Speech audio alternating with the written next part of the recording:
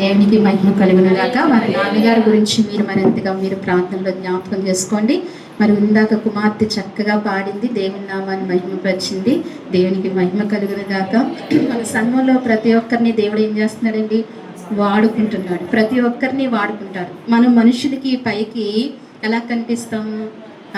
కానీ దేవునికి అందరూ కావాలి. దేవునికి అందరూ కావాలి. ప్రతి ఒక్కరిని ఒక ఉద్దేశంతో ఏం చేస్తాడండి? దేవుడు కలుగజేశాడు. ప్రతి ఒక్కరి మీద ఆయన ఒక ప్రణాళిక ఉంది కాబట్టి అందరము దేవుని కొరకే వాడబడాలి. మనం బ్రతుకు కాలం అంతయు దేవుని ఏం చేయాలండి? దేవుణ్ణి స్తుతించాలి అని. దేవుని నామానికి మహిమ కలుగునుగాక. వాక్య భాగంలోనికి వెళ్దామండి. మరి కిందట వారం వాక్యం మనం ధ్యానిస్తూ వచ్చాము. ఏ వాక్యం ధ్యానించామండి? ఆయన సమీపముగా ఉండగానే ఆయన్ని ఏం చేయాలి? వేడుకోవాలి. ఆయన్ని సమీపంగా ఉండగానే ఆయన్ను వేడుకోవాలి. కిందటి వారం మనం ఆయన సమీపంగా ఉండగా వేడుకోవాలని ఎవరిని జ్ఞాపకం చేసుకున్నాం? మరియను జ్ఞాపకం చేసుకున్నాం. కానాను విందుల గురించి జ్ఞాపకం చేసుకున్నాం. అలాగే 10 మంది కుష్ఠరోగుల్ని కూడా మనం జ్ఞాపకం చేసుకున్నాం. యేసుక్రీస్తు ప్రభువారి దినాలలో మరి ఈ 40 దినాలు ఉపవాస దినాలుగా చాటింపబడిని. చాలా చోట్ల చాలా మంది ఉపవాసం ఉండి దేవుణ్ణి ఏం చేస్తున్నారండి? జ్ఞాపకం చేసుకుంటూ ఉంటారు. అయితే ఈ 40 దినాలు ఎక్కువగా జ్ఞాపకం చేసే వాక్యములు ఏంటంటే, ఆయన ఈ భూలోకంలో సంచరించి తిరిగి ఆయన చేసిన సువార్తను, ఆయన చేసిన పనులను, ఆయన చేసిన అద్భుతాలను, వీటిని గురించి ఎక్కువగా జ్ఞాపకం చేసుకుంటుంటాం. అయితే ఆయన సమీపముగా ఉండగానే వేడుకునిడి అని అనగా, మరి మనకు ఇప్పుడు ఆయన ఏమి లేరండి అనొచ్చు మనం. ఆయన సమీపంగా ఉన్నారు. అప్పుడు ఆ దినాల్లో, ఆయన సంచరించిన దినాల్లో 33.5 సంవత్సరాలు ఆయన సమాజంలో సంచరిస్తూ 3.5 సంవత్సరాలు ఆయన సువార్త ప్రకటించారు కాబట్టి ఆ జనులకు, ఆ ప్రజలకు ఆయన ఎలా ఉన్నారు? సమీపముగా ఉన్నారు కాబట్టి ఆయన అడిగారండి, వాళ్ళు పొందుకున్నారు. ఇప్పుడు మనకి సమీపముగా లేరు కదా అనటానికి వీలుందా? ఆనాడు సమీపముగా ఉన్న దేవుడు ఈనాడు కూడా మనకు సమీపముగా ఉన్నాడు. దేవునికి మహిమ కలిగిన. ఆయన ఒక మాట అన్నారు, నా నామమున ఎక్కడైతే 2-3 కూడుకుంటారో వారి మధ్యన నేను ఉంటానని సెలవించి. మనం ఇప్పుడు ఎవరి నామమున కూడుకున్నామండి? యేసు నామమునే ఇక్కడికి వచ్చాం. ఎవరి గురించి అయినా ఇక్కడికి వచ్చామా? ఒకవేళ ఎవరి గురించి వచ్చినా మనకు ప్రతిఫలం ఏమీ లేదు, ఏమీ పొందుకోలేం. మనుషులను బట్టి వచ్చినా, ఎవరి గురించి వచ్చినా ఏమీ పొందుకోలేం. వాళ్ళు ఏమనుకుంటారు, వీళ్ళు ఏమనుకుంటారు, వచ్చిన వారి జీవితాల్లో కార్యం అనేది జరగదు. ఎవరి గురించి రావాలి? సజీవుడైన జీవము కలిగిన నా దేవుడు, నా జీవము కలిగిన సంఘములో ఆయన ఉన్నాడు, ఆయన కలుసుకోవడానికి నేను వెళ్ళాలి అని హృదయం కలిగి ఎవరైతే ఈ సన్నిధిలో అడుగు పెడతారో వారిని దేవుడు ఏం చేస్తాడండి? ఆయన నిజంగా ఆయన సమీపంగా ఉంటాడు. ఆయన సమీపంగా ఉంటాడు. వాక్యం మనం చూద్దాం ఒకసారి. మత్తయి రాసిన సువార్త, మత్తయి సువార్త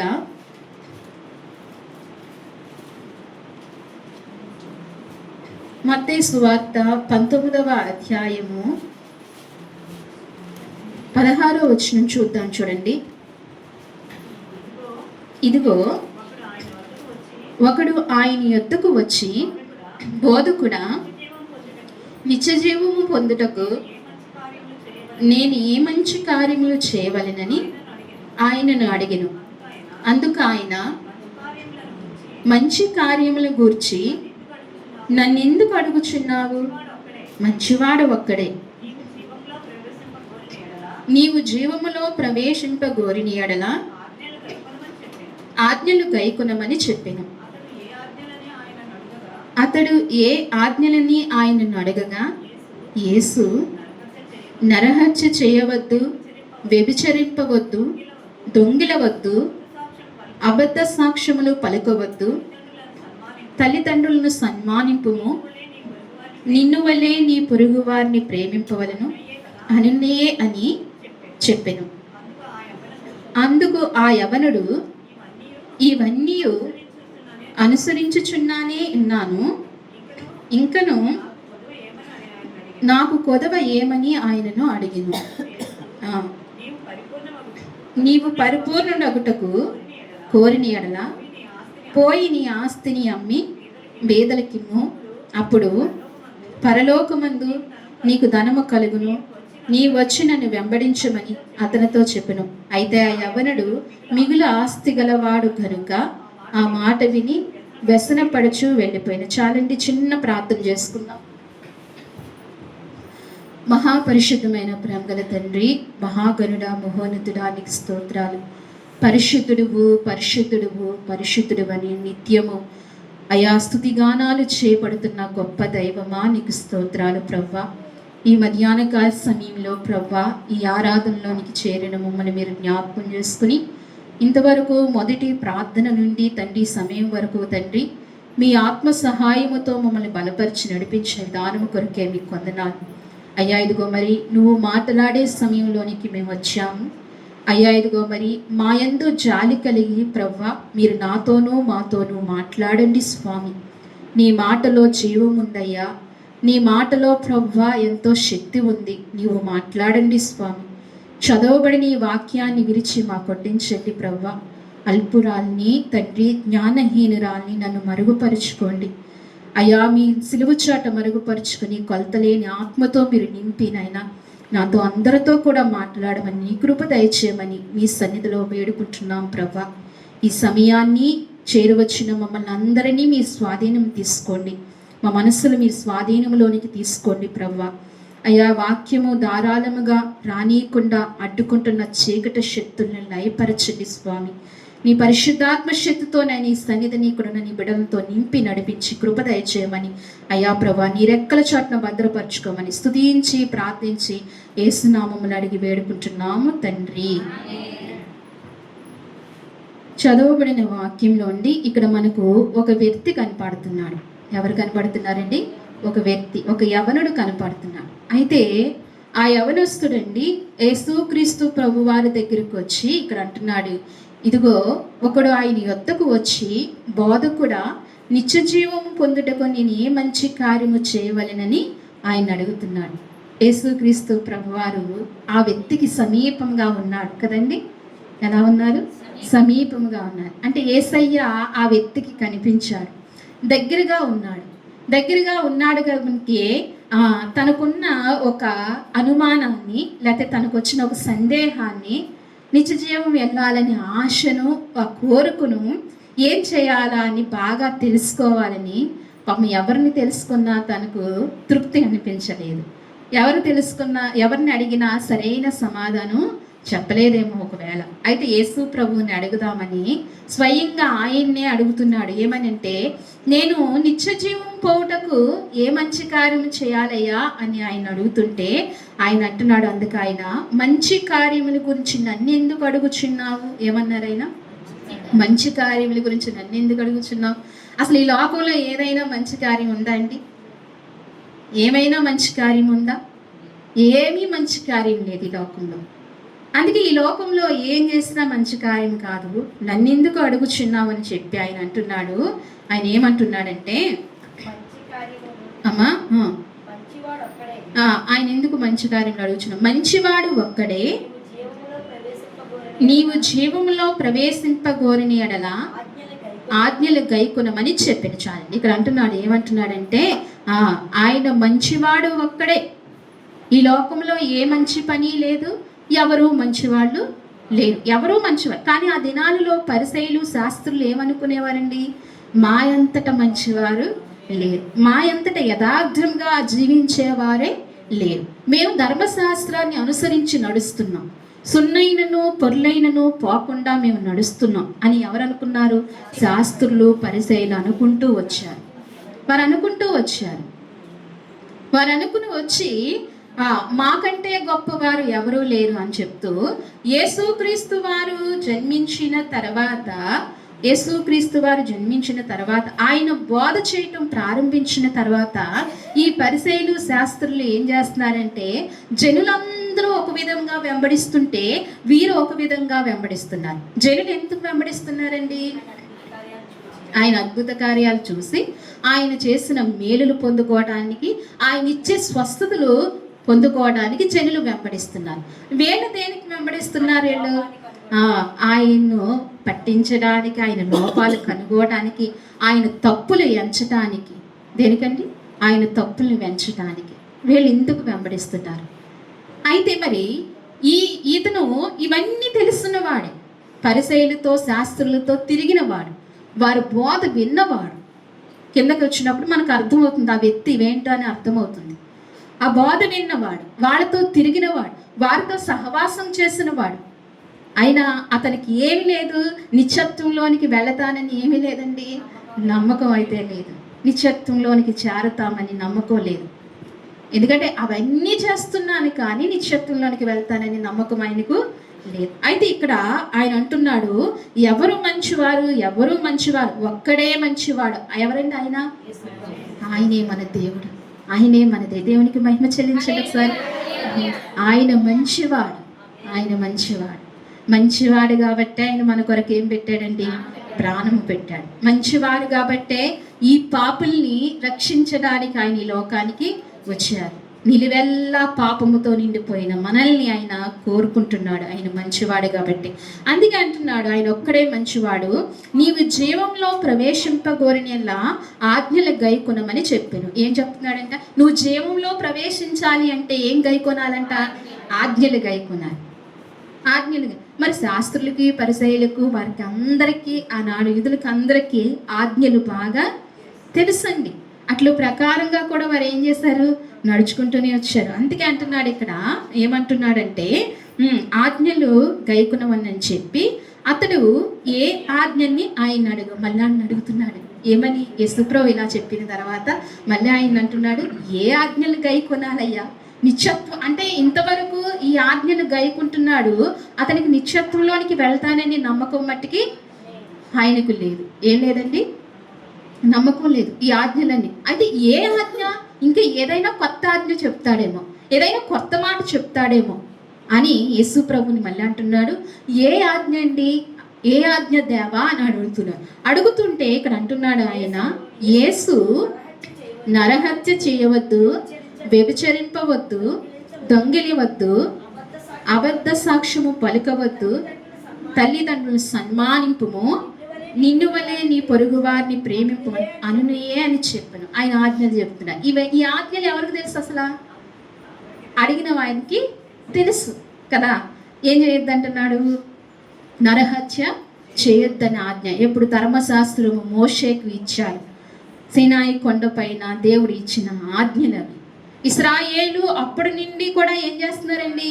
అవి పాటిస్తూనే వచ్చారు. నరహత్య చేయొద్దని. అంతకుముందు మోషే నరహత్య చేశారు, తెలుసా అండి? చేశారు కదా. ఇంతటి గొప్ప మోషే, భక్తుడు కదా మోషే అని మనం అనుకుంటున్నాం, కానీ గతంలో మోషే ఏం చేశాడండి? నరహత్య చేసి ఐగుప్తిని చంపాడు. తన ప్రజల బాధను తట్టుకోలేక, తన ప్రజలు బాధపడుతున్నారు, అప్పటికి తన ప్రజలని తనకు తెలియకపోయినా పాపం ఏం చేశాడు? తన హృదయంలో ఆ వేదన కలిగించింది. వెంటనే ఐగుప్తిని ఏం చేశాడండి? మరి నరహత్య చేశాడు. ఎవరు? మోషే. మరి ఆ మోషేకే ఆ దేవాది దేవుడు ఆజ్ఞ ఇచ్చాడు. మొదటి ఆజ్ఞ ఏ ఆజ్ఞ అండి? నరహత్య చేయవద్దు, నరహత్య చేయవద్దని ఇచ్చాడు మోషే. అందుకని ఇశ్రాయేలుకు ఆ ఆజ్ఞలన్నీ పాలతో, మెగ్గు పాలతో నూరు పోసినట్లమాట. ఏంటండి ఈ ఆజ్ఞలు? అందుకే వారు పాటిస్తున్నారు. ప్రతి ఒక్కళ్ళు మంచి తల్లిదండ్రులుగా ఉన్నవారు వారి బిడ్డలకు ఏం నేర్పిస్తున్నారు? మనం ఇది చేయకూడదు అని చెప్పి నేర్పిస్తూ ఉన్నారు. వాళ్ళు అలాగనే చేస్తున్నారు. అందుకే మొదటి ఆజ్ఞగా నరహత్య చేయవద్దని చెప్పి, రెండో ఆజ్ఞగా వ్యభిచరింపవద్దు. ఏం చెప్పాడండి? వ్యభిచరింప. ఇశ్రాయేలు అలాగనే చేస్తూ ఉన్నారు. చాలా కఠినంగా ఉండేది ఆ దినాలలో. అలాంటి పనులు చేస్తే ఏం చేసేవారు? రాళ్ళతో కొట్టి చంపేవారు. ఇంకా అనేకమైన ఇబ్బందులు కలిగేవి. అందుకని అట్లా జోలికి పోయేవారు కాదు. అలా వ్యభిచరింపవద్దు అని చెప్పారు. దొంగిలించవద్దు. ఎవరిది కూడా, వారిది కానిది ఎవరిది కూడా తీసుకోవద్దని దేవుని ఆజ్ఞ. దేవుడు నేర్పిస్తూ ఉన్నాడు కదండి. మనది కానిది ఏది కూడా తీసుకోవద్దు, దొంగిలించవద్దు అని చెప్పాడు. అబద్ధ సాక్ష్యములు పలకవద్దు. ఏ సాక్ష్యాలు పలుకుతామండి? ఈ దినాలలో ఏ సాక్ష్యాలు ఎక్కువైపోయినాయి? అబద్ధ సాక్ష్యాలు ఎక్కువైపోయాయి కదండి. మొన్న ఏదో మంచి పరిచర్య జరుగుతున్న సంఘంలోని, ఆ సంఘం మీద ఒక బురద వేస్తున్నారు. ఏమని? ఏదో ఒక బురద, వాళ్ళకి నోటుకు వచ్చిన బురద వేస్తున్నారు. ఏ సాక్ష్యాలు ఎక్కువైపోయినాయి? అబద్ధ సాక్ష్యాలు ఎక్కువైపోయినాయి. అందుకని దేవుడికి తెలుసు రానున్న దినాలలో ఏం జరుగుతుందో, ఎక్కడ ఏం జరుగుతుందో ఆయన తెలుసు. కాబట్టి ఇశ్రాయేలుకు మొదటగానే ఆ ఆజ్ఞ దేవుడు ఇచ్చేశాడు. అందుకని అబద్ధ సాక్ష్యాన్ని పలుకోవద్దని చెప్పి తల్లిదండ్రులను సన్మానింపుము. ఏం చేయమన్నాడండి? తల్లిదండ్రుల్ని సన్మానించాలి, తల్లిదండ్రుల్ని చాలా గౌరవించాలి, పూజనీయంగా చూడాలి. తల్లిదండ్రులు సన్మానించిన వారు ఎలాగవుతారంటండి? దీర్ఘాయుష్మంతులు అవుతారంట. మంచి దేవుడు వాక్యమే సెలవిస్తుంది, దీర్ఘాయుష్మంతులు అవుతారని. అలాగనే నిన్ను వలే నిన్ను పొరుగు వారిని ప్రేమించవాలి. ఇది ఎవరైనా చేస్తారండి? ఈ ఆజ్ఞ ఎవరైనా చేయగలరా? నిన్ను వలే నీ పొరుగు వారిని ప్రేమించు అనే మాట చిన్నదిగా ఉండవచ్చు. ఒకవేళ మనం అనుకుంటున్నాం మనం వండుకునే దాంట్లో కొంచెం వారికి పెడుతూ ఉంటే మనం పొరుగు వారిని ప్రేమించినట్టే కదా అని అనుకుంటున్నాం. కాదు, మన క్రియలు అంటండి, మన నీతి క్రియలు అంటండి యెహోవాకు మురికి గిడ్డలుగా ఉన్నాయండి. ఎలా ఉన్నాయండి?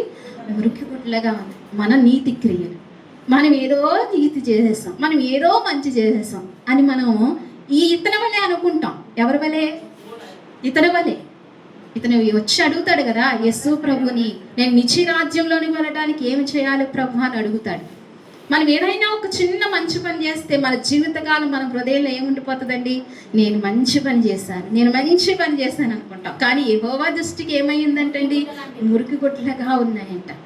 ఎవరము కూడా ఏ మంచి చేయలేం, ఏ నీతి చేయలేం, ఎవరికి మనం ఉపయోగపడలేం. కనీసం మనకు మనమే ఉపయోగపడలేం, దేవునికి కూడా ఉపయోగపడట్లేదు.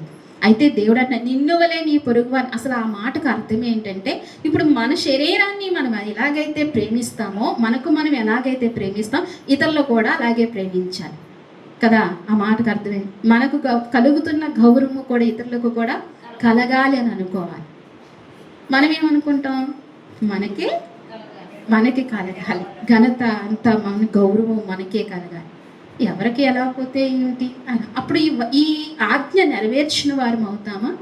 అయితే ఇవన్నీ కూడా మేము నెరవేరుస్తున్నామంటాడు ఈ యవనుడు. ఏమంటాడంటే, నీ పొరుగు వారిని ప్రేమింపవలననియే చెప్పి అందుకు ఆ యవనుడు ఇవన్నీ అనుసరించుచునే ఉన్నాను. ఏమంటున్నాడండి? ఇవన్నీ అనుసరిస్తున్నాను, అయినా నిత్య రాజ్యానికి వెళ్తానని నమ్మకం నాకు లేదు, ఏనా కొత్త ఆజ్ఞ చెప్పయ్యా అంటున్నాడు. చిన్నప్పటి నుంచి ఏం చేస్తున్నాడంటే ఇవన్నీ అనుసరిస్తున్నాడంట. చిన్నప్పటి నుంచి నేను అనుసరిస్తున్నాను, ఇవన్నీ చేస్తున్నాను. సరే అయితే యేసు అంటున్నాడు, సరే చిన్నప్పటి నుంచి నువ్వు చేస్తున్నావు కాబట్టి, నువ్వు అనుసరిస్తున్నావు కాబట్టి, ఇంకను ఆ వ్యక్తి ఏమంటున్నాడంటే, అందుకు అమ్మ ఇంకా కొంచెం అదరికి చదవండి. ఇంకను నాకు కొదువ ఏమైనా ఆయనను అడిగాను. ఆ యవనుడు అడుగుతున్నాడు, భలే అడుగుతున్నాడండి యేసయ్యను. చాలా ఎంత సహనంగా, ఎంత ఇదిగా అడుగుతున్నాడు చూడండి. యేసయ్య కూడా ఎంత సహనంగా సమాధానం చెప్తున్నారు ఆ జన సమూహమును. సరే బ్రహ్మ, ఈ ఆజ్ఞలన్నీ నేను చిన్నప్పటి నుంచి పాటిస్తున్నాను. ఒకవేళ ఇంకనూ నాలో ఏదైనా అసలు అన్నీ కొదవే. మానవుడికి ఏంటండి? ఆజ్ఞ అంతా ఆజ్ఞ ప్రకారంగా నడుస్తాడా? అంతా కొదవే. అయినా ఏమంటున్నాడు? గర్వపు మాట కలుగుతుంది అక్కడ. ఏం మాట వినబడుతుంది మనకు? గర్వము కలిగిన మాట వినబడుతుంది. ఇవన్నీ నేను ఆచరిస్తున్నాను. ఏదైనా కొత్త ఆజ్ఞ చెప్తావేమో, ఒకవేళ ఇంకా ఏదైనా నాలో కొదవ ఉందేమో. ఇప్పుడు ఒక మాట దేవుడు అన్నాడండి, ఏమని? నాలో పాపం ఉందని మీలో ఎవరైనా స్థాపించి. ఆయన ఆ మాటకు సూటబుల్ అవుతుంది కదా, ఆయనకు ఆ మాట చక్కగా అమర్చబడుతుంది. ఆయన అనగలరు, ఆయన మాట అంటే ముద్దొచ్చింది ఆయనకు సార్థకం చేయబడింది ఆ మాట. అయితే ఇతను అంటున్నాడు, ఇంకా నాలో ఏమన్నా కొదవ ఉందా అని అడుగుతున్నాడు. ఎంత కొదవ పెట్టుకున్నాడో, ఎంత కొదవ ఉందో తెలుసా? అసలు ఎంత కొదవ ఉందో ఆ వ్యక్తికి తెలుసా అండి. ఇప్పుడు యేసయ్య జ్ఞాపకం చేస్తున్నాడు, ఒక కొదవని ఏం జ్ఞాపకం చేస్తున్నాడంటే, అందుకు యేసు, నీవు పరిపూర్ణుడొకటకు కోరిన ఎడల పోయి నీ ఆస్తిని అమ్మి బేదలకిమ్ము, అప్పుడు పరలోకమందు నీకు ధనము కలిగి. చాలండి, ఇక్కడ ఒకసారి ఆలోచిద్దామా? ఇప్పుడు అసలైన సమయానికి వచ్చేసాడు. ఇప్పటి వరకు యేసు ప్రభుతో చక్కగా మాట్లాడాడు, ఆజ్ఞలన్నీ పాలిస్తున్నాను అనుకున్నాడు చక్కగా. ఇంకేమైనా ఇలాంటిదే ఇంకొకటి చెప్తాడేమో ఆయన అని అనుకున్నాడు. ఆయన అంటాడు, ఇంతమంది జనంలో నీకు అసలు ఏది లేదయ్యా, నీలో ఏ లోపము లేదయ్యా, నువ్వు చక్కగా నీ శత్రువులోనికి వెళ్ళిపోతావు అని చెప్తాడేమో. అంటే ఇవన్నీ పాటిస్తున్నానని ఆయనకి తెలుసు కదా, నా పెద్దలు ఇలా నడిపించారని ఆయనకి తెలుసు కదా.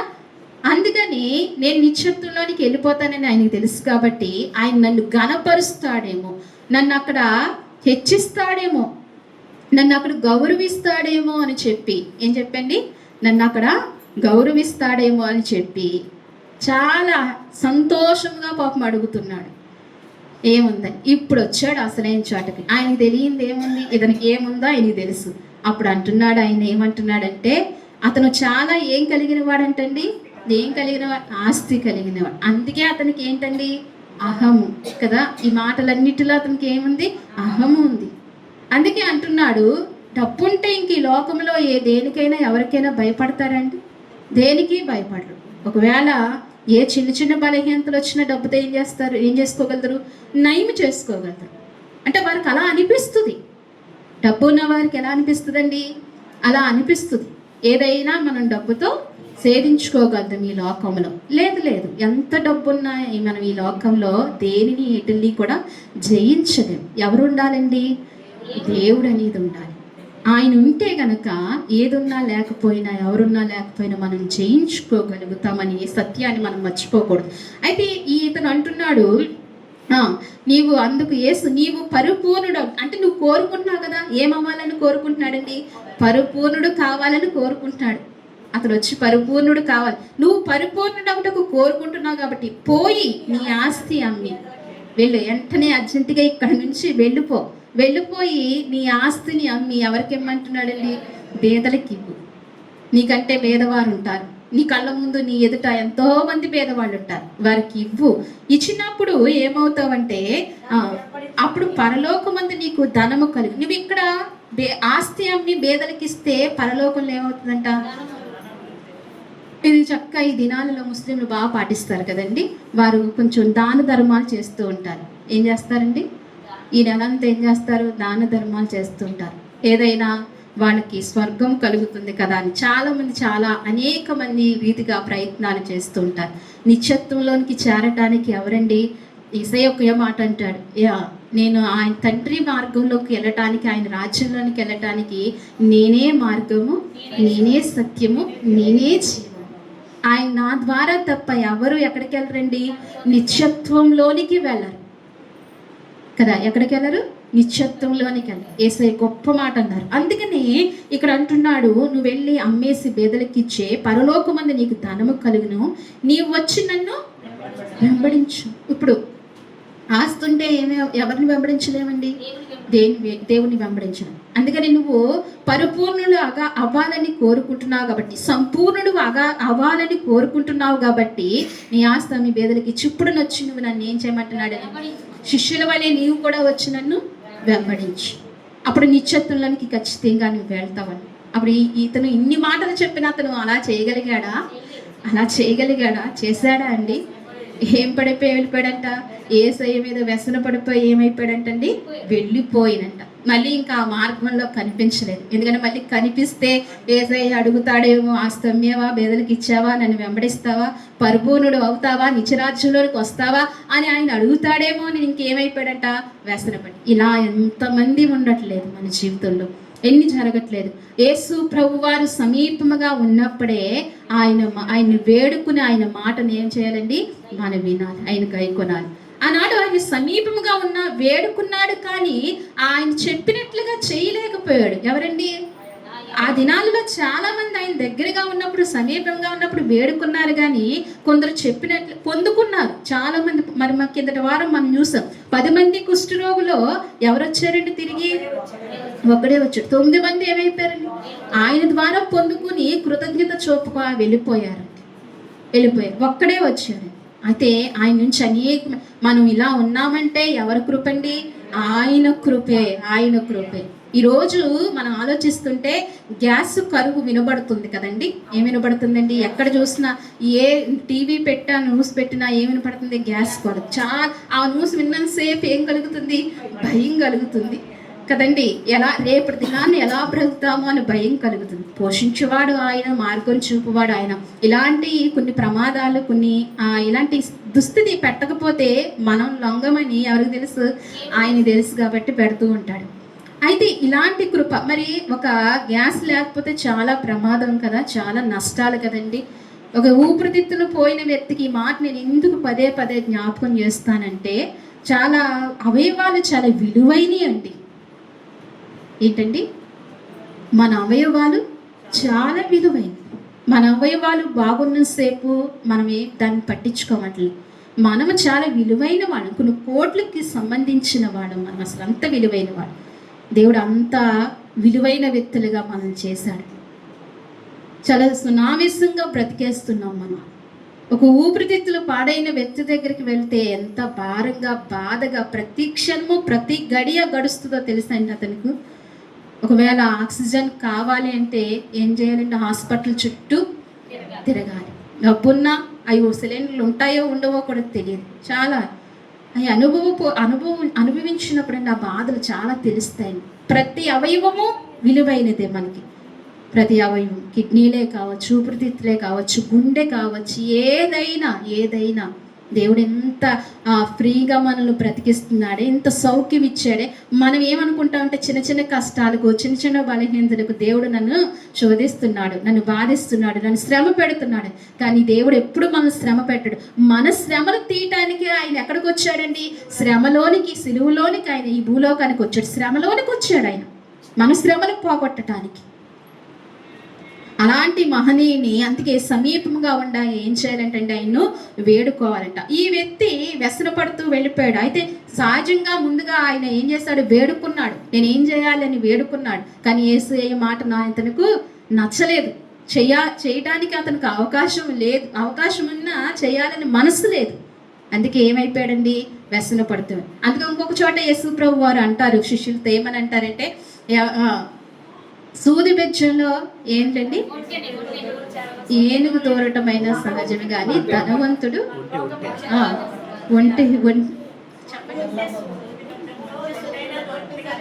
పరలోక రాజ్యంలో ఎవరు దూరటం అసాధ్యం అంటండి.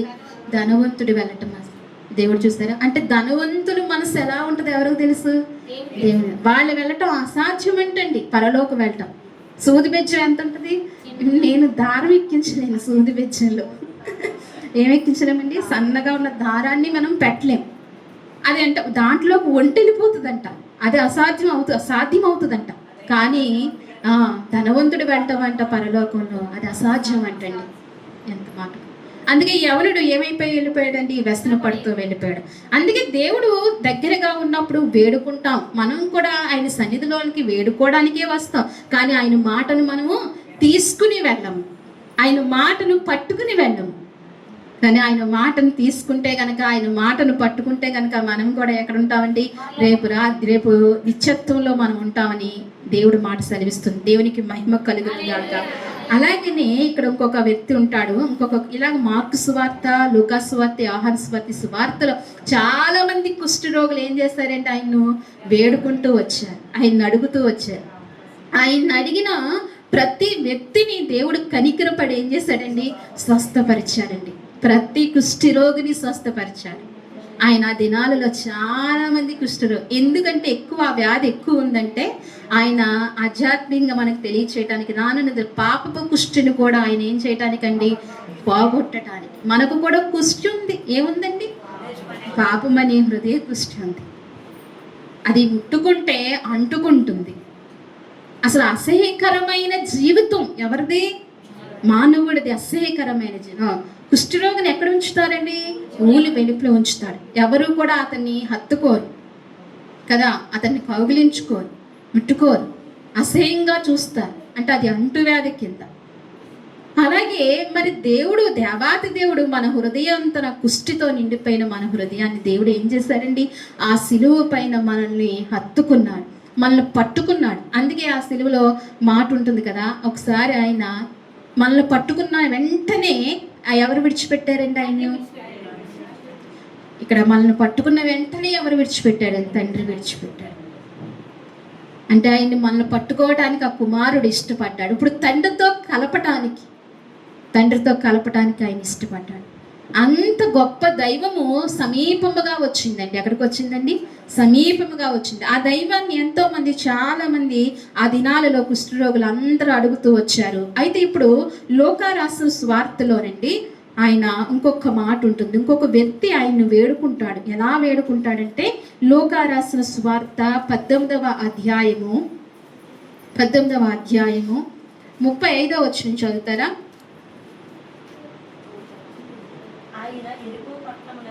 ఆయన ఎరుకో పట్టణమునకు సమీపించినప్పుడు ఒక గుడ్డివాడు త్రోవ పక్కన కూర్చుండి భిక్షం అడుగుచుండెను. జనసమూహము వాడు చప్పుడు విని ఇదేమని అడగగా, ఈ మార్గమును వెళ్ళుచున్నాడని వానితో చెప్పిరి. అప్పుడు వాడు, యేసు, దావీదు కుమారుడా, నన్ను కరుణించుమని కేకలు వేచారండి. ఇక్కడ ఏం వేశాడంటండి? దావీదు కుమారుడా, నన్ను కరుణించుమని. అంటే ఇప్పుడు ఆయన ఎరుకో పట్టణమునకు సమీపించుచుండగా, ఎక్కడికి సమీపిస్తున్నాడండి? ఆయన ఏ పట్టణంలోనికి వెళ్తే ఆ పట్టణంలో ఉన్న రోగుల్ని ఏం చేస్తున్నాడు? ఆయన స్వస్థపరుస్తున్నాడు. ఆ సమయంలో ఆ ప్రాంతంలో ఆయన సమీపంగా ఉండగా అందరూ ఏం చేస్తున్నారండి? వేడుకుంటున్నాడు. ఇప్పుడు ఈయన ఎరుకో పట్టణానికి వచ్చాడు, సమీపించాడు.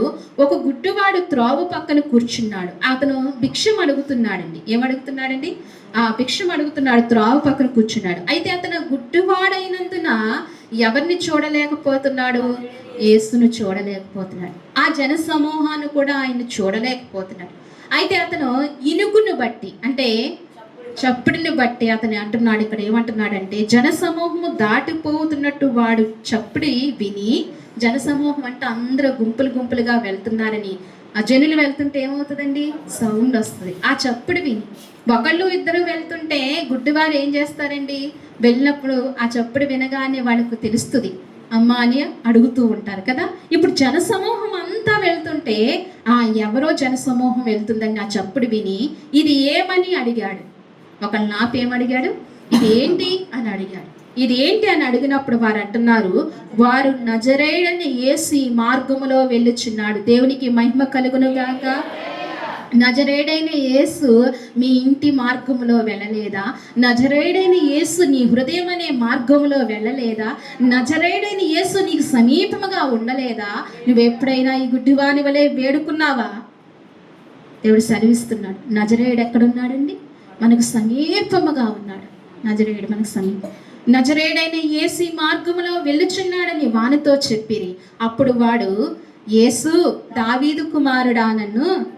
ఆ మాట ఆయన వినగానే, ఇక్కడ ఈ మార్గములో వెళుచున్నాడని వినగానే అతను ఊరుకనే ఉండలేదు. ఇప్పుడు అతన్ని భిక్షం అడగట్లేదు ఎవరిని. ఇప్పుడు అసలు భిక్షం అడిగేవారు జనులు రాకకు ఎదురు చూస్తూ ఉంటారు కదండి. దేని కొరకు ఎదురు చూస్తారండి? ఎవరైనా వస్తారేమో, నాకు భిక్షం వేస్తారేమో అని. జనసమూహం వెళ్తుంటే ఇంకా అసలు అతను ఊరుకుంటాడా? ఏం చేయాలి? ఇప్పుడు అతను గిన్నె పట్టుకుని ఏం చేయాలి? అడగాలి. ప్రతి జనాన్ని అడగాలి. ఇప్పుడు అతను ఒక సత్యాన్ని గుర్తించాడు. వీళ్ళని అడిగితే నా జీవిత కాలం అంతా మనుషుల్ని అడుగుతూ వచ్చాను, కానీ నాకు ప్రయోజనం ఏమీ లేదు. ఇప్పుడు ఒక్కళ్ళని అడుగుతున్నాడు ఆయన. ఎవరినండి? నజరేయుడైన యేసుని అడుగుచున్నాడు. అసలైంది ఇప్పుడు అడుగుచున్నాడు. అసలైంది ఇప్పుడు కోరుకుంటున్నాడు. ఏం కోరుకుంటున్నాడు? నజరేయుడైన యేసు, నన్ను కరుణించవా అని అడిగాడు. బా, ఆ మాట ఎంత గొప్పదో చూడండి. ఆ మాట ఎంత గొప్పదో చూడండి. ఏమడిగాడండి? నాకు డబ్బే అడిగాడా? నాకు అన్నం పెట్టని అడిగాడా? లేకపోతే నాకు కళ్ళు లేవు కదా, కళ్ళు ఇవ్వని అడిగాడా? ఏమని అడిగాడు? నన్ను కరుణించు, నజరేయుడైన యేసయ్యా, నన్ను కరుణించు. ఈనాడు ఈ మధ్యాహ్న కాల సమయంలో పరిశుద్ధాత్మ దేవుడు మనతో మాట్లాడుతున్నాడు. నీకు ఏ సమస్య అయినా కలిగి ఉండవచ్చు, నువ్వు ఏ ఇబ్బందులైనా నలిగిపోయి ఉండవచ్చు. నజరేయుడైన యేసు నామములో ఆయన పాదాల దగ్గర నన్ను కరుణించు దేవా అంటే నేను ఖచ్చితంగా ఆయన ఏం చేస్తాడండి? కరుణిస్తాడు. దేవునికి మహిమ కలుగునే కాక. ఆయన కరుణించే దేవుడు, ఆయన ఎప్పుడు త్రోసివేసే దేవుడు కాదు. ఇప్పుడు దావీదు కుమారుడా, నన్ను కరుణించుమని చెప్పినప్పుడు అంటున్నాడు, కేకలు వేస్తున్నాడంట. ఏం వేస్తున్నాడండి? కేకలు వేస్తున్నాడంట. అంటే కేకలు వేస్తుంటే మిగతా వాళ్ళు అంటున్నారంట, ఊరుకుండమని ముందు నడుచువారు వారిని గద్దించిరి గాని వాడు మరి ఎక్కువగా దావీదు కుమారుడు నన్ను కరుణించు. ముందు వెళ్ళిన వాళ్ళు ఏమంటున్నారండి? ఊరుకో, మౌనంగా ఉండు, నజరేయుడు వెళ్తున్నాడు, నువ్వు అడక్కు, నువ్వు సైలెంట్గా ఉండు. అసలు దీనులు చూస్తే ఏంటి సామాన్యుని చూస్తే మరి ఎంతగా లోకు కదా. ఆ గుడ్డివాడు అడుగుతుంటే మరి అందరు చిన్నపిల్లలతో సహా ఊరుకో ఊరుకో ఊరుకో అనేవాళ్ళే కదా. నువ్వు మాట్లాడని అర్హత లేని వాళ్ళు మాట్లాడితే ఒప్పుకుంటారా? ఒప్పుకోరు. కానీ దేవుడు ఒప్పుకుంటాడండి. ఎవరు ఒప్పుకుంటారు? దేవుడు ఒప్పుకుంటాడు. ఎలాంటి వారినైనా దేవుడు అంగీకరిస్తాడు, దేవుడు చేర్చుకుంటాడు. ఊరుకో ఊరుకో అంటుంటే అతను ఆ మాటలు పట్టించుకోకుండా మరింత ఎక్కువగా ఏం చేస్తున్నాడండి? దావీదు కుమారుడా నన్ను కరుణింపు. అసలు దావీదు కుమారుడు ఆయన ఎవరండి? ఆయన యేసేపు కుమారుడు కదండి. ఎవరు కుమారుడు? మరి దావీదు కుమారుడు అంటున్నారంటే దావీదు వంశావళిలోంచి వచ్చాడు కాబట్టి, ఈయన నజరేయుడు కాబట్టి, ఈయన ఎవరు కుమారుడు కాదు, దైవ కుమారుడు కాబట్టి నేను చెప్తున్నాడు దావీదు కుమారుడా నన్ను కరుణింపమంటున్నాడు. ఆ మాటలకి ఆ కేకలకి ఆయన హృదయం, ఆయన సమీపముగా ఉన్నప్పుడు ఆయన వేడుకున్న ఏ వ్యక్తిని విడిచిపెట్టిన దేవుడు ఈ మధ్యాహ్న కాల సమయంలో నిన్ను నన్ను కూడా దేవుడు విడిచిపెట్టడని వాక్యం ఇస్తున్నాడు, వాగ్దానం ఇస్తున్నాడు. అందుకే అంటున్నాడు ఇక్కడ నన్ను కరుణింపమని చెప్పినప్పుడు అంతటా యేసు నిలిచి వాని ఎద్దరికి తీసుకుని రమ్మని వాడు దగ్గరకు వచ్చినప్పుడు ఆయన నేనేమి నీకు చేయగోరుచున్నాను అడుగగా వాడు ప్రభువా చూపు. అబ్బాబా ఎంత విశ్వాసమో చూడండి, ఏ విశ్వాసం అండి. యేసయ్య అంటున్నాడు నువ్వు నా దగ్గరికి రా, అతని దగ్గర తీసుకురండి అన్నాడు. ఇప్పుడు యేసయ్య దగ్గరకు మనం వెళ్ళాలా, మన దగ్గరికి ఆయన రావాలా? ఆయన ఆల్రెడీ వచ్చేసాడు కదండి. ఆయన ఆల్రెడీ వచ్చి ఉన్నారు. ఆయన ఇప్పుడు మనం ఏం చేయాలి? ఆయన దగ్గరకు వెళ్ళాలి. వెళితేనే మన విధేయత ఆయనకు చూపించగలదు. మన విధేయత ఆయనకు చూపించగలిగి మనం పొందుకోగలుగుతాం. అందుకే ఆ గుడ్డివాడిని ఆయన వద్దకు తీసుకొచ్చాడు. ఆయన దగ్గరకు వచ్చిన తర్వాత ఆయన ఏమంటున్నాడంటే నా దగ్గర నిలిచేవాడు అంటున్నాడు నేను నీకు ఏమి చేయగోరునని అడిగాను. యేసుప్రభు అంటున్నారు నేను నీకేం చేయాలి, నీకేం చేయనమ్మా, నీకేం చేయను అని అంటుంటే ఇప్పుడు మనం ఏమనాలి? ఇప్పుడు యేసుప్రభువే వచ్చి మీ అందరితో నాతో కూడా అంటున్నాడు నేను నీకేమి చేయనంటే ఏమడుగుతారు? గ్యాస్ లోటు లేకుండా మాకు ఇవ్వండి ప్రభు అని అడుగుదామా? ఏమడుగుదామా? ఆయన్ని నిజంగా ఆ యవ్వనుడు అడిగాడు కదా ఏమని? నేను నిత్యత్వంలోనికి రావాలి ప్రభు, ఏం చేయాలి? ఆ మాట అడగాలి. ఏమడగాలండి? ఆ మాట అడగాలి. ఆయన అడిగినప్పుడు ఆయన అనుగ్రహిస్తాడు. అయితే ఇక్కడ అంటున్నాడు నేను నీకు ఏం చేస్తానని అడిగినప్పుడు వారు ప్రభువా చూపు పొందగోరుచున్న. యేసయ్య నిజంగా నాకు చూపునిస్తాడు. ఖచ్చితంగా విశ్వాసంతో పలికాడు నేను చూపు పొందగోరుచున్నానయ్యా అని విశ్వాసంతో పలికాడు. అందుకే ఆయన అంటున్నాడు యేసు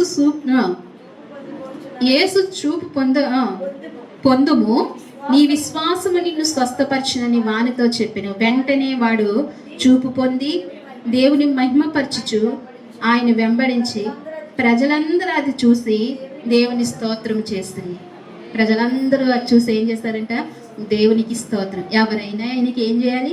స్తోత్రం చేయవలసిన వారు. ఎవరైనా స్తోత్రం చేయవలసిన, ఎవరమైనా ఆయన్ని ఘనపరచవలసిందే. ఖచ్చితంగా లోకమంతా కూడా ఏం చేయాలండి? ఆయన్ను ఘనపరచను. ఒక దినం వస్తుంది ఆయన స్తుతించే, ప్రజలందరూ ఆయన సేవించే దినం వస్తుంది. ఎందుకంటే ఆయన నిజమైన దేవుడు, ఆయన గొప్ప దేవుడు. వెంటనే వాడు చూపు పొంది దేవుని మహిమపరిచాడు. యేసయ్య అంటాడు నీ విశ్వాసమే. మనలో ఇప్పుడు ఏముండాలండి? ఏముండాలి? బలమైన విశ్వాసం ఉండాలి, గొప్ప విశ్వాసం ఉండాలి. దేవుని యొద్దకు వస్తే ఇప్పుడు అతను ఏమన్నాడు? దేవుని యొద్దకు రాగానే ఏమంటున్నాడండి? నేను చూపు పొందగోరుచున్నాను. ఏమంటున్నాడు? నేను చూపు పొందగోరుచున్నాను. దేవుని యొద్దకు వచ్చినప్పుడు, ఈ స్థలమునకు వచ్చినప్పుడు నువ్వు ఏ సమస్యతో వచ్చినా ఇది తీర్చబడుతుందని విశ్వాసంతో వస్తే కనుక ఖచ్చితంగా దేవుడు మన జీవితంలో కార్యం చేయబోతున్నాడు. దేవునికి అలాంటి ఎన్నో ప్రభువు ఇక్కడ చేస్తూ వచ్చాడండి. దీనులమని మనము అయోగ్యులమని ఏ అండాదండా లేని వారమని ఆయన మనతోనే ఉంటూ వస్తున్నాడు. ఎన్నో కార్యాలు చేస్తూ వచ్చాడండి, ఎన్నో కార్యాలు చేస్తూ వచ్చాడు. నిజంగా ఎంత గొప్ప దేవుడు. ఆయన మనకు దినదిన ఆయుష్ ఇస్తూ ఎంతో కృపణిస్తూ వచ్చాడండి. మన శుక్రవారమే నేను మీకు జ్ఞాపకం చేశాను, మరలా అందరికీ జ్ఞాపకం చేస్తున్నాను. మనం ఈ వీధిలోనికి వచ్చిన కొరతలో మందిరము జరిగేదండి గంగరాజు గారి ఇంట్లో. 7 సంవత్సరాలు మందిరం అక్కడ జరిగింది. ఆయన మొన్ననే కాలం చేశారు.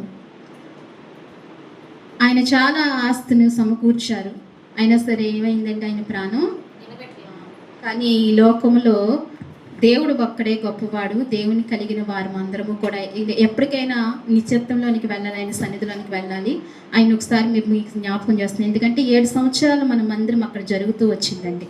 ఆయన చాలా పాపం గొప్పగా మంచి మనసుతో మనల్ని భరించారు. నిజంగా ఎన్ని మీటింగులు పెట్టుకున్నా, ఎన్ని ప్రార్థనలు పెట్టుకున్నా ఏమీ అనేవారు కాదు. ఆ తండ్రి గారిని ఒకసారి మనం జ్ఞాపకం చేసుకున్న ఈ సమయంలో. అయితే ఆయన ఆ కుటుంబ ఆదరణ కొరకు కూడా మీరు ప్రార్థనలో జ్ఞాపకం చేసుకోండి. అయితే ఇక్కడ చెప్పవలసింది ఏంటంటే, మనం ఈ లోకంలో ఎన్ని సంపాదించుకున్నా, ఏది సంపాదించుకున్నా ఎక్కడికి వెళ్ళాలంటే ఒక దినాన ఎవరు సమయం వస్తే వారు వదులుకొని వెళ్ళవలసిందే కదా. అందుకని మనం ఏం పొందుకోవాలి, ఎవరిని కలిగి ఉండాలండి? దేవుని కలిగి ఉండాలి. నిజంగా ఈ సన్నిధిలోనికి వచ్చి సన్నిధిలో మనం నిలిచి అడిగినప్పుడు అనేకమైన విషయాలు పొందుకుంటూ వచ్చాం. ఆయుష్నే పొందుకున్నాం, ఆరోగ్యమునే పొందుకున్నాం, ఎంతో కృపను పొందుకుంటూ వచ్చాం. ఎందుకంటే దీనులమని ప్రభు మనల్ని ఎప్పుడూ కూడా విడిచిపెట్టకుండా మనం ఎన్నంటి ఉండి మనకు సహాయం చేస్తున్నవాడు. అందుకే ఆయన ఉండగా, ఆయన సమీపంగా ఉండగానే ఏం చేయాలండి? ఆయన వేడుకునేవారు. ఇలా చూస్తేనండి చాలా ఉన్నాయి సమయం. అయితే ఇలా చూస్తే అనేకమైన మన విషయాలు చాలా ఉన్నాయండి. ఆ దినాలలో ప్రభు సంచరించిన దినాలలో ఎంతో మంది కుష్టి వ్యాధులను ఏం చేశాడండి? బాగు చేశాడు కదా. కుంటి వారికి ఏం చేశారండి? కాళ్ళు ఇచ్చారు. గుడ్డి వారికి కంటి చూపునిచ్చారు. అలాగే చనిపోయిన వారిని కూడా ఏం చేశాడండి? ఆయన లేపారు. లాజరును లేపారు. పాడి మీద నాకు ఒక కుమారుని లేపాడు.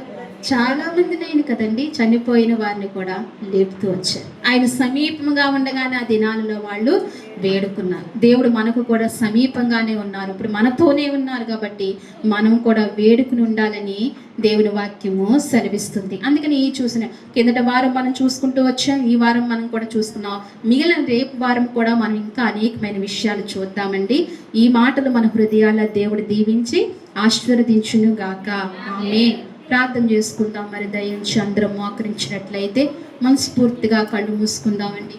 మనస్ఫూర్తిగా కళ్ళు మూసుకుందాం. ఆయన మన సమీపంగా ఉన్నాడని విశ్వాసం ఉంచుదామా? ఆ గుడ్డివాడు యేసు వైపు చూశారు కదా. చూపు లేనివాడు నజరేడైన యేసును ఒకసారి అడుగుతూ వచ్చాడు కదా. ఒకసారి మనం కూడా ఆ మనోనేత్రాలతో మనం ఆయన చూద్దాం.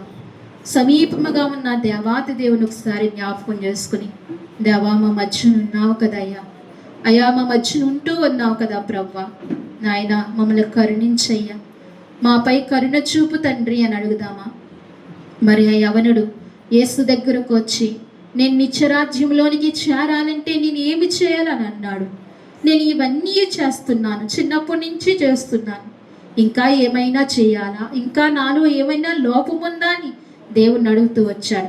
ఇంకా నువ్వు చేయవలసింది ఒకటి ఉందని దేవుడు తెలియచెప్పగా ఆ వ్యక్తి వ్యసన పడుతూ వెళ్ళిపోయాడు. నీవు నేను దేవుడు తెలియజేసిన మాటను వ్యసనపడి వెళ్ళిపోకుండా, వదిలేసి వెళ్ళిపోకుండా ఆయన మాటను పట్టుకుని వెళ్ళేవారముగా, ఆయన మాటను ఆయన హత్తుకుని వెళ్ళేవారంగా ఉండాలని విశ్వాసపూర్వకంగా నువ్వు దేవుడి సన్నిధిలో అడిగితే గనక దేవుడు ఆ హృదయాన్ని, ఆ మనస్సును మనకు దయచేస్తాడు. అలాగనే దావు ప్రక్కన పడి ఉన్న గుడ్డివారిని విషయంలో దేవుడు కరుణ చూపించినట్లుగా, దావీదు కుమారుడా నన్ను కరుణించమని కేకలు వేస్తూ వచ్చాడు. నువ్వేనాడైనా ఆత్మలో కేక వేసావా? నా తండ్రి నన్ను కరుణించవా అని నువ్వు ఎప్పుడైనా కేక వేసావా? ఆయన సమీపంగా ఉన్నప్పుడే నువ్వు కేక వేయాలి. ఆయన సమీపంగా ఉన్నప్పుడే నువ్వు ఆయన పిలవాలి. ఆయన సమీపంగా ఉన్నప్పుడే నువ్వు వేడుకోవాలి. నీ దగ్గరకు వచ్చి నిలిచి చూస్తున్నాడు ఆయన. నువ్వు వేడుకుంటావేమో, నువ్వు నన్ను అడుగుతావేమో, నువ్వు నన్ను బ్రతిమాలుతావేమో, ఒక్కసారి నా సన్నిధిలో నోరు విప్పి నాయనా ఇది అని చెప్తావేమో అని ఆయన ఎప్పటి నుంచో ఎదురు చూస్తున్నాడు. వారం వెంబడి వారం వెళ్ళిపోతుంది కానీ నువ్వెప్పుడు ఈ మాట చెప్పట్లేదు. దేవా నన్ను కరుణించని నువ్వెప్పుడూ పలకలేదు కాబట్టి నీ జీవితంలో కార్యం చేయలేకపోతున్నారు. ఒకవేళ తీర్మానం చేసుకో. నువ్వు ఏ స్థితిలో ఉన్నా పర్వాలేదు, నువ్వు ఎలాంటి పరిస్థితిలో ఉన్నా పర్వాలేదు, ఒకసారి నజరేయుడైన యేసును ఒకసారి హృదయపూర్వకంగా తండ్రి నన్ను కరుణించయ్యా, అయ్యా నన్ను రక్షించు ప్రభువా అని అడిగితే దేవుడు నిన్ను కరుణించే దేవుడు, కృప చూపించే దేవుడు. హృదయపూర్వకంగా ఆయన అడగాలి. అమ్మా తండ్రి ఆయన్ని అడగాలి.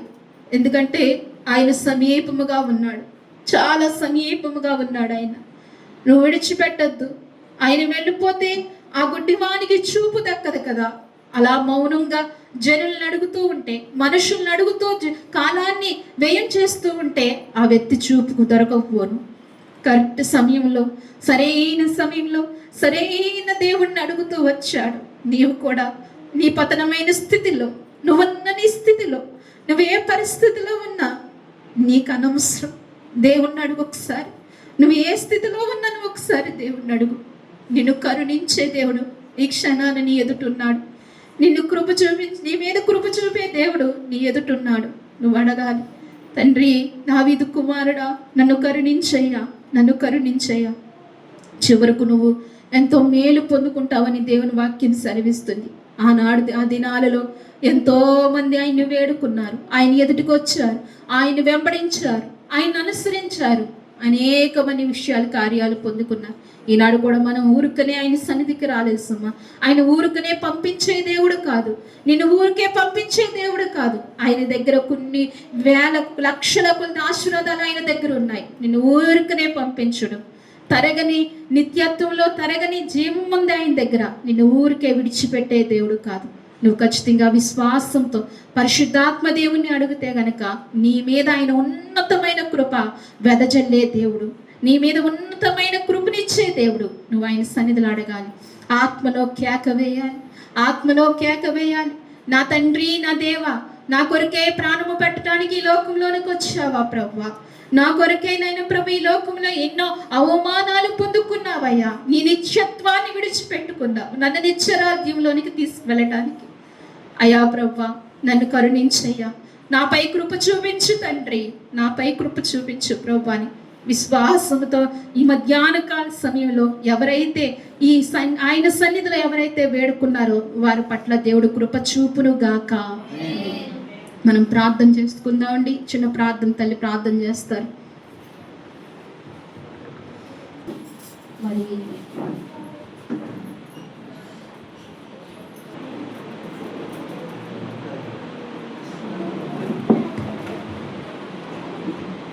ప్రార్థన అవసరతలు ఉన్నాయి, ఒకసారి గమనించండి.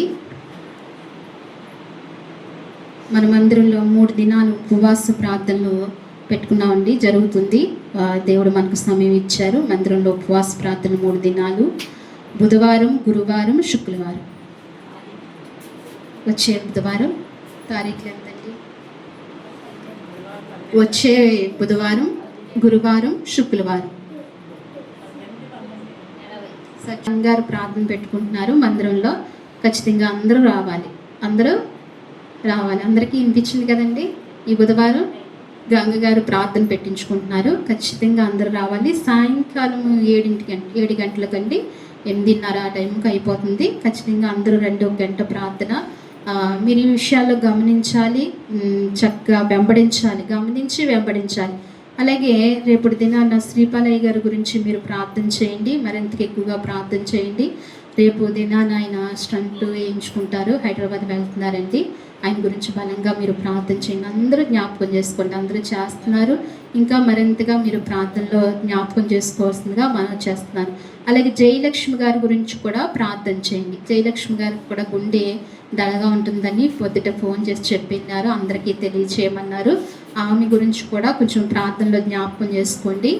మాధవి కుమార్తె గురించి కూడా ప్రార్థన చేయండి. 3వ స్టేర్ నుంచి ఆ బిడ్డ పడిపోయింది. ఆ బిడ్డకు 2 ఆపరేషన్లు జరిగినాయండి, ఇంకా జరగాలి. ఆ బిడ్డ కొరకు కూడా మీరు ప్రార్థనలో జ్ఞాపకం చేసుకోండి. మాధవి కుమార్తె అని ప్రార్థనలో జ్ఞాపకం చేసుకోండి.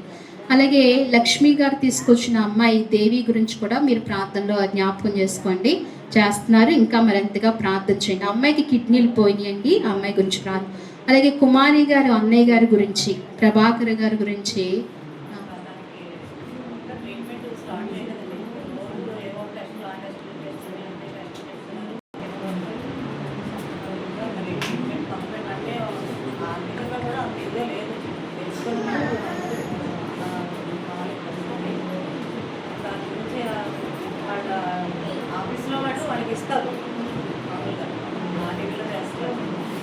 మరి మొన్న వారం కుమారి గారు చాలా బాధతో మనకు చెప్పి ఉన్నారు. మరి ఇప్పుడు కూడా తల్లి చెప్తున్నారు, గొంతుకులో ఏమీ దిగట్లేదు, ఆహారం ఏమి దిగట్లేదు, లిక్విడ్ మాత్రమే దిగుతుంది కొద్ది కొద్దిగా అని చెప్తున్నారండి. ఆ గొంతు క్యాన్సర్ గురించి మీ అనుదిన ప్రార్థనలో జ్ఞాపకం చేసుకోండి. ప్రభాకర్ గారి గురించి ఈ ప్రార్థనా విజ్ఞాపనలు మర్చిపోద్దు. ఎవరెవరి గురించి అండి చెప్పేందని వారు శ్రీపాలయ్య గారి గురించి చేయండి. రేపొద్దున్న స్టంట్ వేయించుకుంటున్నారు, ఆయనకి మంచి ఆరోగ్యం. ఎందుకంటే అలాంటి సేవకులు ఇంకా వాడబడాలి, అనేక ఆత్మలు రక్షించాలి కాబట్టి మంచి ఆరోగ్యం ఆయన గారికి వచ్చేటట్టుగా ప్రార్థనలో జ్ఞాపకం చేసుకోండి. జయలక్ష్మి గారి గురించి ప్రార్థనలో జ్ఞాపకం చేసుకోండి.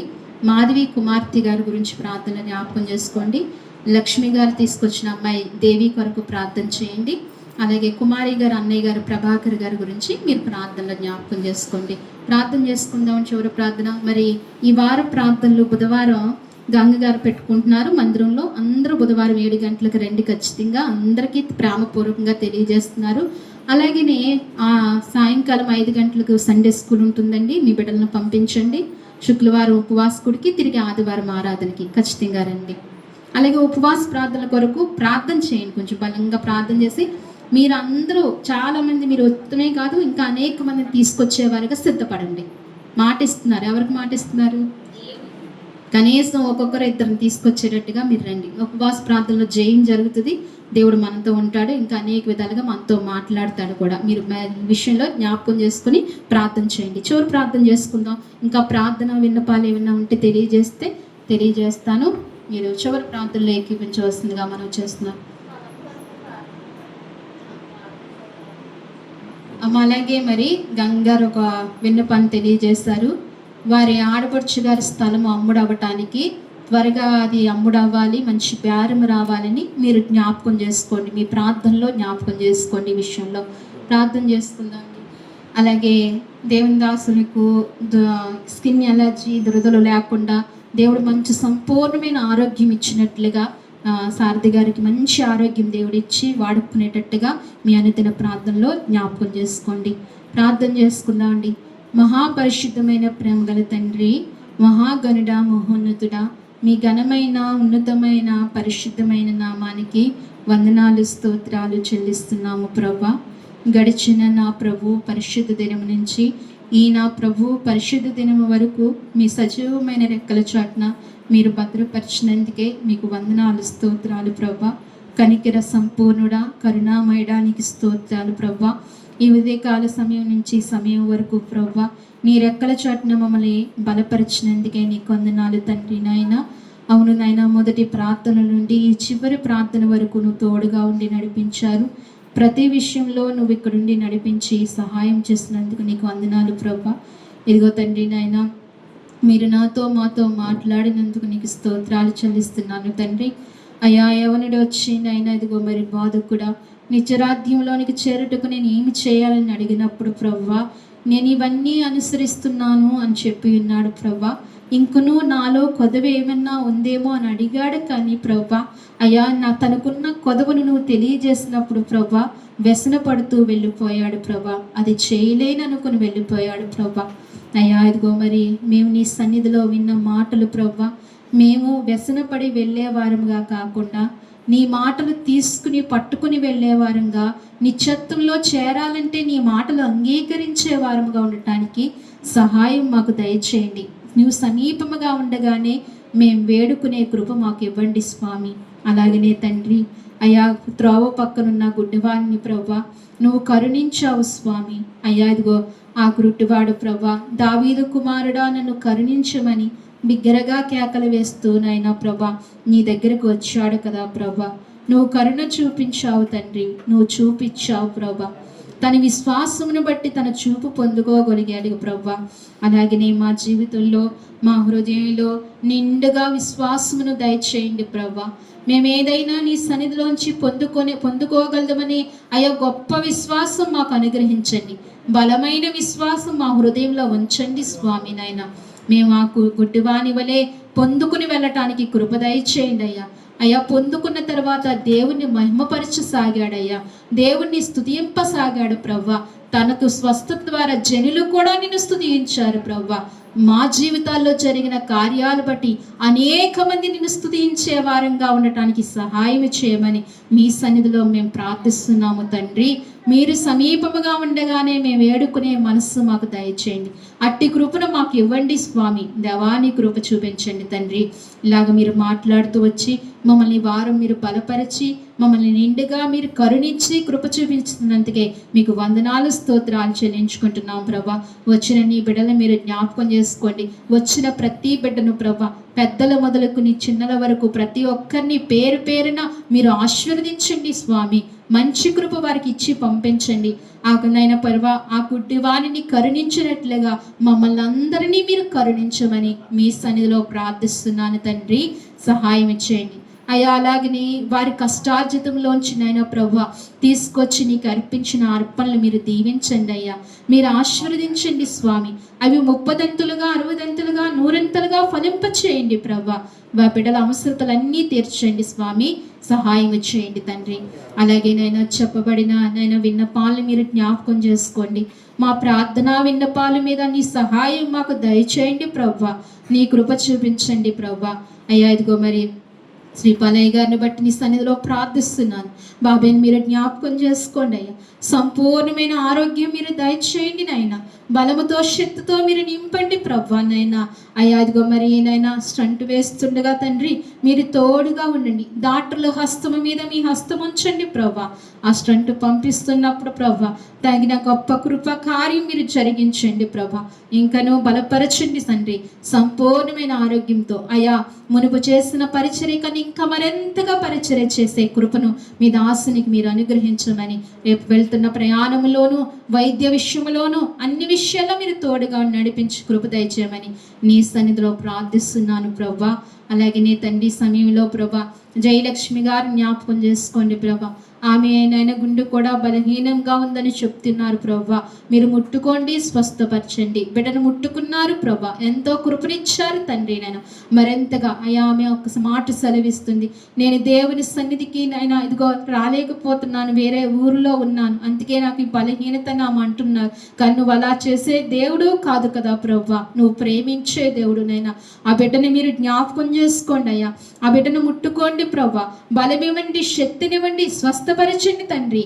ఆ బిడ్డకి నీ గాయపడిన హస్తం ఉంచమని నీ సన్నిధిలో ప్రార్థిస్తున్నాను స్వామి. నీ వందనాలు స్తోత్రాలు. అలాగనే తండ్రి మాధవి కుమార్తెని మీరు జ్ఞాపకం చేసుకోండి ప్రభా. బిడ్డ ఎంతో భయంకరమైన పరిస్థితిలో బిడ్డ ఉంది ప్రభా నైనా. అయ్యా నందినిని మీరు జ్ఞాపకం చేసుకోండి. బిడ్డకు కలిగిన ఆపరేషన్ అన్నింటిలోనూ మీరు తోడుగా ఉన్నారు. ఇంకనూ జరగవలసిన వైద్యము సకాలానికి జరిగించి తండ్రి ఆ బిడ్డ నేను చక్కగా స్వస్థపరచబడి ప్రభా నైనా మంచి కృప బిడ్డకు అవన బిడ్డకు దయచేయమని మీ సన్నిధిలో ప్రార్థిస్తున్నాను తండ్రి. నీకు స్తోత్రాలు. అలాగనే ప్రభా లక్ష్మి గారు చూపించిన నైనా తెలియజేసిన బిడ్డ దేవిని మీరు జ్ఞాపకం చేసుకోండి. ఆమె 2 కిడ్నీలు ముట్టుకోండి, స్వస్థపరచండి, కృప దయచేయమని మీ సన్నిధిలో ప్రార్థిస్తున్నాను తండ్రి. ఈ సమయంలో ప్రభా కుమారి గారు అన్నయ్య గారు ప్రభాకర్ గారిని మీరు జ్ఞాపకం చేసుకోండి స్వామి నాయన. అయ్యా మరి కుమారి గారు ఎంతో భారంగా ప్రభా నైనా నీ సన్నిధిలో తెలియజేశారు ప్రభా. వారు అన్నయ్యని ముట్టుకోండి స్వామి నాయన. అయ్యా నైనా గొంతును ముట్టుకోండి ప్రభా. ఆ గొంతు క్యాన్సర్ నుంచి విడిపించండి తండ్రి నాయన. అయ్యా స్వస్థత దయచేయండి ప్రభా. శీఘ్రముగా నీ స్వస్థత అనుగ్రహించండి నాయన. ఆహారము తీసుకునే కృప ఇవ్వండి ప్రభా. ఆ వైద్యం జరగటానికి మంచి కృపనివ్వండి ప్రభా. మంచి వైద్యం జరగాలి ప్రభా. ఆ మెడిసిన్లో నీ శక్తిని ప్రభావమును పంపించండి ప్రభా. ఆ బిడ్డలు ఎరిగి నిన్ను స్తుతించే కృప కూడా మీరు ఇవ్వండి. వారికి మారు మనసు రక్షణ అనుభవాన్ని దయచేయమని నీ సన్నిధిలో ప్రార్థిస్తున్నాను తండ్రి. ఇలాగే ఎందరో బలహీనులు ఉన్నారయ్యా, ఎందరో బలహీనులు ఉన్నారు. వారందరినీ బలపరచండి. మాకు తెలియని వారు, మాకు తెలిసిన వారు ఎందరో ఉన్నారు ప్రభా. వారందరినీ మీరు జ్ఞాపకం చేసుకోమని మీ సన్నిధిలో ప్రార్థిస్తున్నాను. ముఖ్యంగా మా సంఘ బిడ్డల సహవాసంలో ఉన్న బిడ్డలు మీరు జ్ఞాపకం చేసుకోండి. వారు ప్రత్యేకమైనగా మీరు దీవించండి. మంచి ఆరోగ్యాలు బిడ్డలందరికీ దయచేయండి స్వామి. కృప దయచేయండి ప్రభా. అలాగనే తండ్రి గంగగారు ఆడబడుచు గారి స్థలాన్ని తండ్రి అమ్ముడు కావటానికి కృపదయ చేయండి ప్రభా. త్వరితగతిలో బేరాన్ని కలగజేయండి ప్రభా. అది అమ్ముడు అయ్యే కృపనివ్వండి స్వామి. సహాయం చేయండి. ఆ స్థలమును బట్టి నీ సన్నిధిలో ప్రార్థిస్తున్నాము తండ్రి, కృప చూపించండి.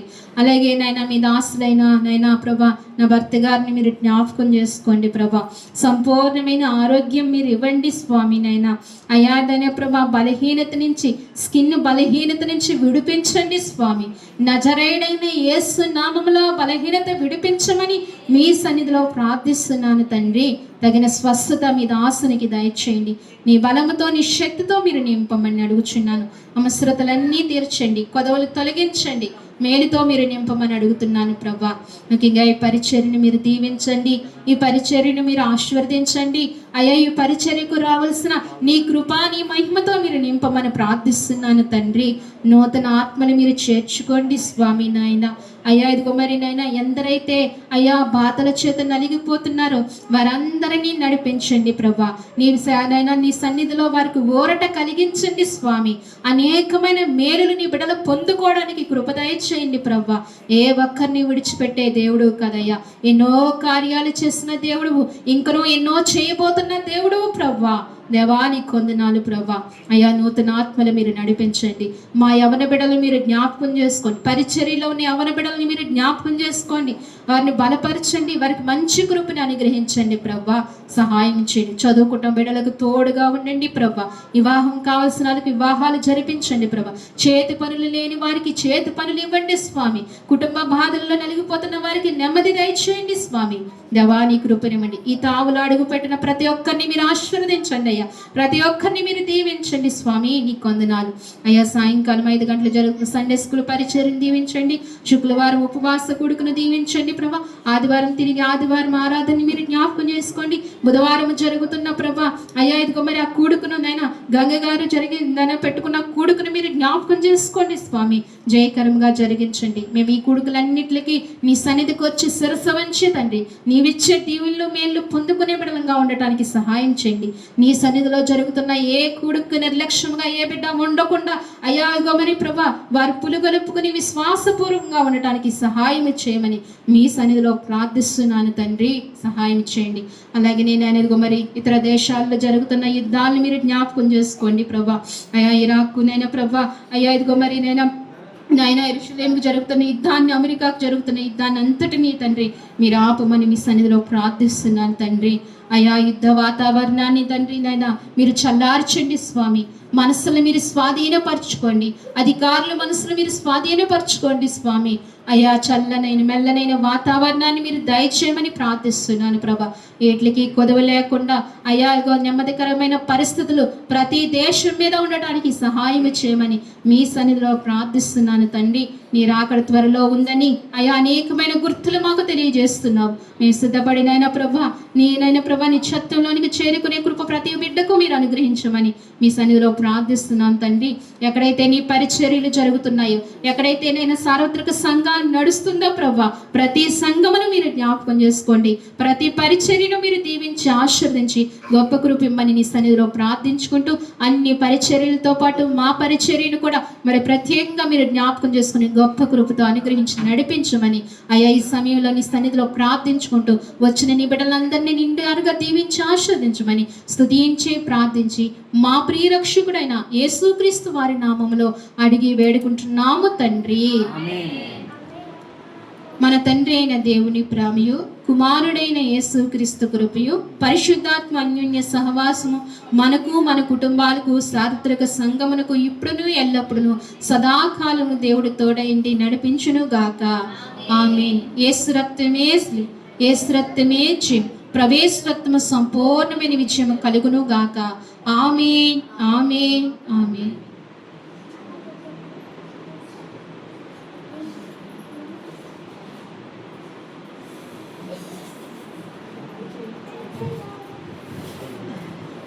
అందరికీ వందానండి. మీ అందరినీ దేవుడు దీవించును గాక.